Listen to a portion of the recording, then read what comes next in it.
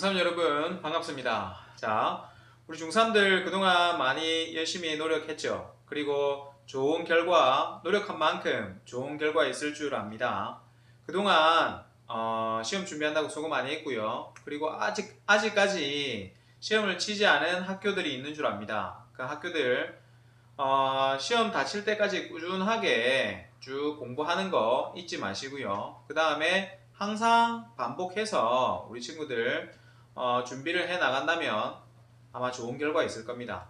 오늘부터는 기말고사를 끝났기 때문에 그 이후 기말고사 그 이후에 좀 남아있던 그 범위들 있죠. 그 범위들에 해당하는 문제들 중에 중요한 문제들을 선생님이 풀이하는 시간을 갖도록 합니다. 그래서 우리 친구들 그 기말고사 범위 이후 범위 소홀해지기 쉬운데 그 이후 범위들 반드시 정리를 하고 넘어가야 됩니다. 그래야 중학교 과정이 끝이 아니잖아요. 그죠? 고등학교 과정에서도 또 만날 수 있는 부분들이 분명히 있습니다. 그렇기 때문에 우리 친구들이 그 고등학교 과정에서 우리가 또 다시 만나게 될 부분들 때문에라도 조금 더 마무리를 잘 해야 되는 그 단계이기 때문에 선생님이 이 영상을 준비를 했습니다.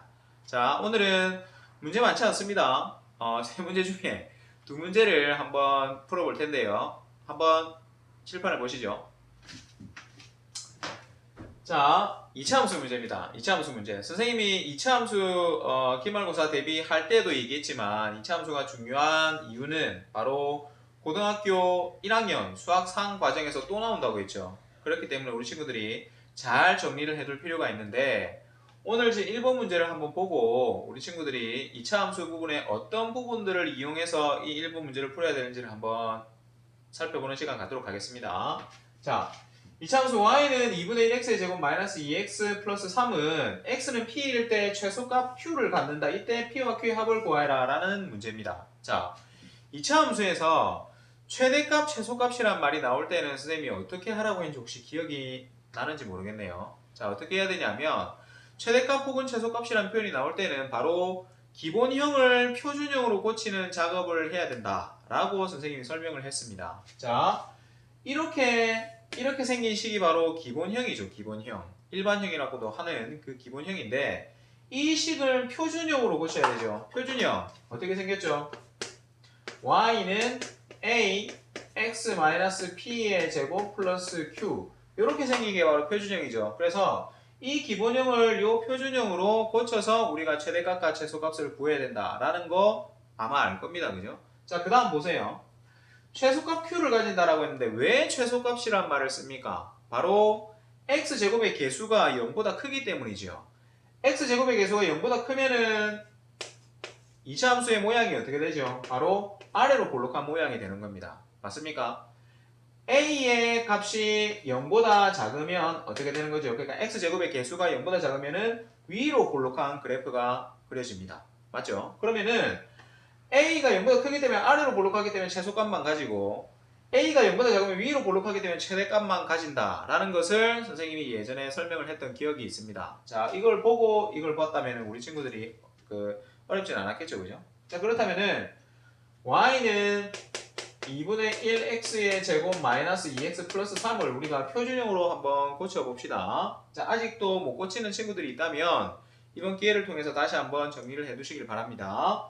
자, 2분의 1을 묶어냅니다.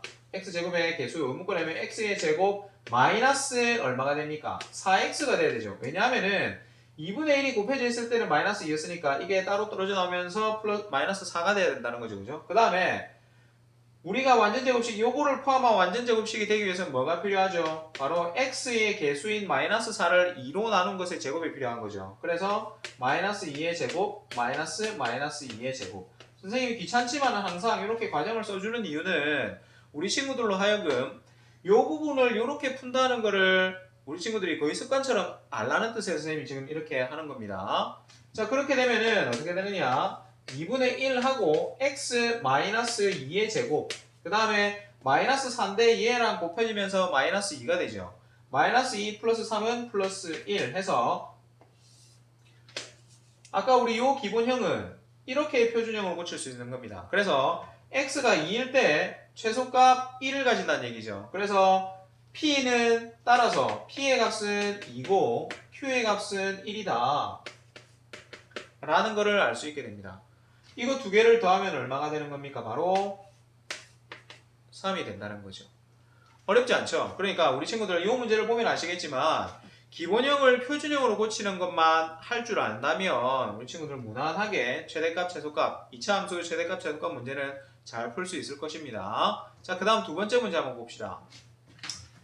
자, 2차 함수 y는 4x의 제곱 마이너스 8x 플러스 3이 x축과 두 점 a, 0, b, 0에서 만난다. 이때 4a, b의 값을 구하여라 라는 문제가 있습니다. 자, 보세요.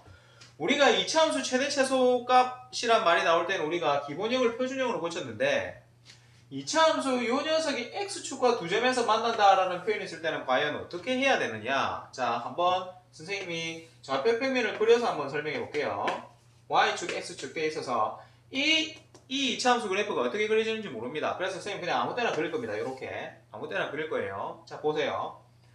선생님이 이렇게 지금 y는 이 그래프를 이렇게 그렸다라고 가정을 합시다. 그랬을 때 이 그래프가 x축과 만나는 점이 몇 개가 생기는 겁니까?